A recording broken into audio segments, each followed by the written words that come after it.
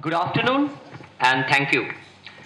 When I was invited to give this TEDx talk at Jadavpur University, I was elated because I was going back to where I started.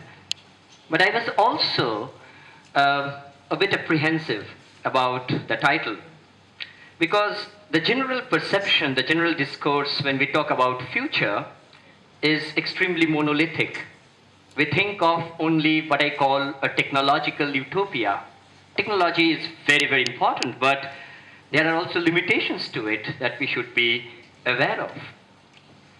Also, whose future are we talking about? Is it mine, yours, people in the auditorium? Especially in a country like India, there are millions of people whose only future is tomorrow, nothing else. So we can float fancy ideas here. Will that be relevant in a country like us? Now, what I'll be talking through today is about comics. Do comics fit into my idea of future, which is plural, which is multidimensional, and which is also, in a way, variegated? Now, first of all, how I was sucked into comics.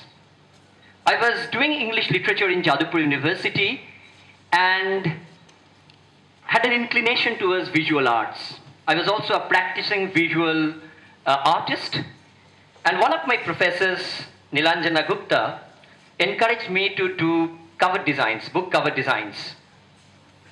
It was a wonderful thing because I could combine my reading habits, my bent towards literature, along with visual arts. So what I did was, my life as a designer started here in the university itself. See, it started off as a hobby, very, very simple hobby, but it grew. I began to design more than necessary. In fact, I have done more than 400 covers. I don't know. I have lost count of it. And these are some of the things that I designed. These are part of my cover designs thing. What happened really was I was getting bored with the designs. I wanted a new challenge. I wanted something that could make me evolve as an artist, as a person. I sought a different kind of a narrative. So what happened was, once I still do covers for the matter. My publishers will not be happy if I say this, that I'm bored with this. I still do it. But I'm not as happy as I wanted to be. So what I did was, there was one time I was extremely despondent. I wanted to do something really different.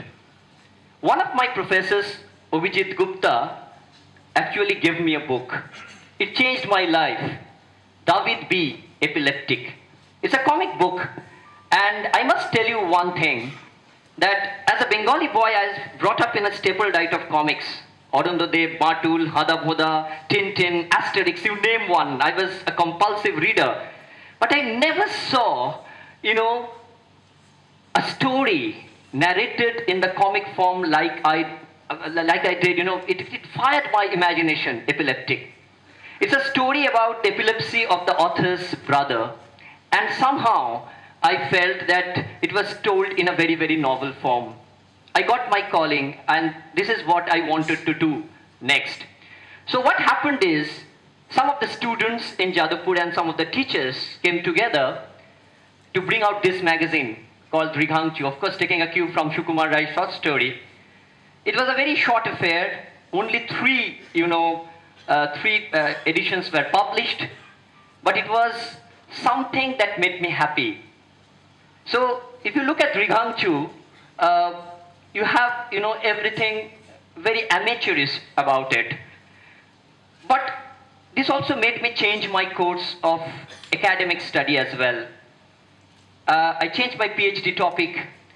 I actually began to do a PhD on comics because I wanted to understand the nuance of this medium. It is very easy to be dismissive of comics, but as a medium, the way it has flowered in the world is astounding. So what happened, as if by magic, I met the other three guys, Shekhar Mukherjee, Devkumar Mitro, and Sharbojit Sen. And we started the long form collective. We are very different from each other. We are like chalk and cheese. But there is one thing that is common to every one of us, and that is the madness, the pure madness and love for comics, the medium. And it's not just a disparate group, remember. It is also something which has got strong ideological bent. We know the way we want to disseminate comics. And that is what we are trying to do. We have brought out volumes, we are doing workshops, we are trying to popularize the medium, because most of us equate comics with children books. They don't think that, grown-ups, adults can actually read comics. So what happened is, let us look at comics as a medium. Of course, it's now, it's a matter of scholarly study as well, and I'll not delve deep into that. But this is from a book called Why Comics by Hilary Shute, where she's saying that comics has its own fascinating vocabulary, say gutters, panels, everything, just like any other medium has. And you need to know them in order to understand them a bit better. But what is very interesting in comics is that comics is one of the few mediums where all the past, present, and the future can be shown simultaneously. The way it layers times in one single page. That's very exciting. Not even a film can do it. Not an animation film cannot do it. It's only comics that can give you that kind of breadth, that kind of width. There's a beautiful word, phrase by Art Spiegelman. Comics choreograph and shape time. Just remember this when you next delve into the next comics. So, what is important about comics? I'll not go into technical details. Let me tell 3-4 points which can make you feel that comics is really a powerful medium. First of all, comics is inclusive. This is very, very important. Even in our small long-form anthology, you have a work by Alan Shaw, which is about a travelogue in Italy. And look at the way he has depicted it. Or, you can have a story about fairness game. This is actually a story by Promit Basu from long form anthology. So nothing is sacrosanct. You can talk about even a medical prescription. You can represent even an environmental issue, whatever, a manifesto, an art. You can actually write a pure art criticism in comics format. So just get away from the fact that comics is only for purely entertainment reasons. It has got other values as well. And that's very, very important to understand. Because this is where, I think in India, we don't have created, enough legroom. You can write a PhD thesis on comics, and it has been done by Nick Susanis, Unflattening. You can check out the internet. What a wonderful book, and it's a very hardcore kind of scientific study. So, first is inclusiveness. That's very, very important. Then, of course, comics is also a medium of transgressive diversity. What do I mean by that? There's certain things in comics which is subversive. Remember, comics started as a very low art within quote. And nobody actually cared about them too much. So what happened was, there was a lot of subversion in this medium which other mediums couldn't afford. People can do their own thing. They can voice their own, own thing in a much more free way. This is one of the stories from anthology about a conflict between South Korea and North Korea. It's a very touching story. And look at the way this girl has represented it. So you can have comics about big conflict zones. Or you can have a smaller conflict. And you can also represent them in comics. This is Shekhar Mukherjee. And this story is about a small canteen owner fighting off the snares of the capitalist biggies. So even there you can have a story. That's very, very important. So look at Arab Spring, for example. Look at what is happening in Egypt, for example. It's such a democratic form. You need not to be a wonderful draftsman and wonderful, painter and artist in order to draw a comic. And last, what is comics? I have a term for it, and this term is not mine. This term is Linda Barry's. It's called aliveness. Look, when we are children, we make marks, right? We make marks on the paper, the scratches on the paper. And Linda, this is a piece called Let's Draw a Car and Then Let's Draw Batman. It's a very humorous piece. Remember, Linda is a consummate artist, but she draws like a child. Why she draws like a child? She can draw beautifully as well, but she draws like a child because she wants to connect her real self. That's what comics can do. So when you scratch on paper, when you put ink, you actually you are releasing your trauma. You're releasing your pain. It's an act. You don't need to draw well in order to make a comic. That's a very, very important thing. Sharad actually tells that everybody can draw. Anybody can draw.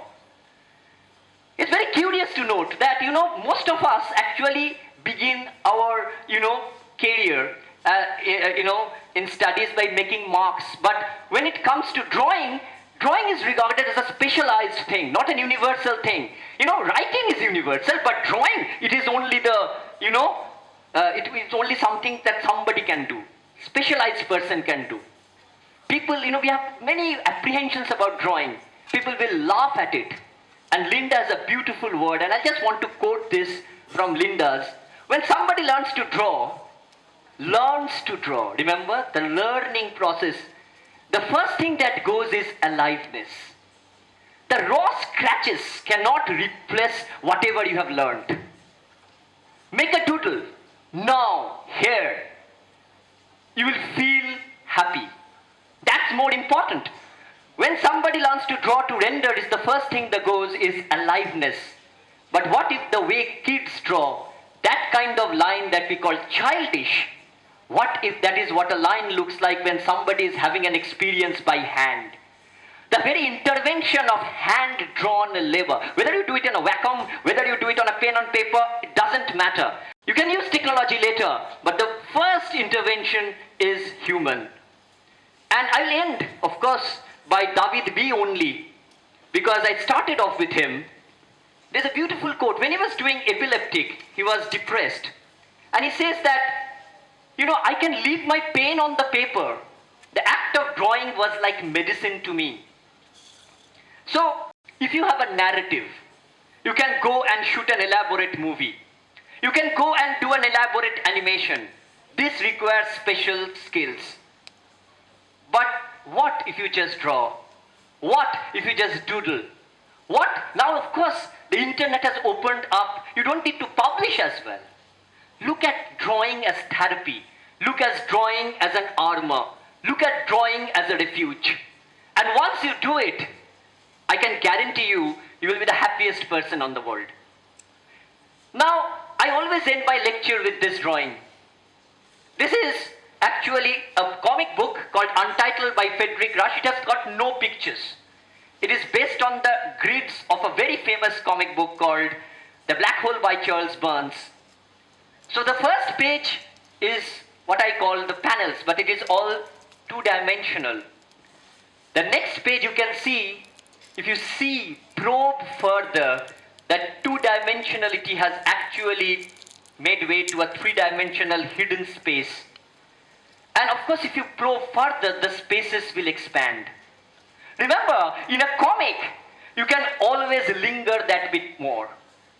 You can actually take your story at your own pace. It cannot happen in a film. Comics is film, but it's a personal film because the whole reel is playing out in your head. And do it at your own pace. So ultimately it depends on what you want to do. Whether you want to just flip the page and look at the page as a two-dimensional object, or whether you want to bring out the hidden spaces from within and have a conversation so that you evolve as a human being. You evolve as a storyteller. You evolve as a person who can make a narrative for everybody. Thank you.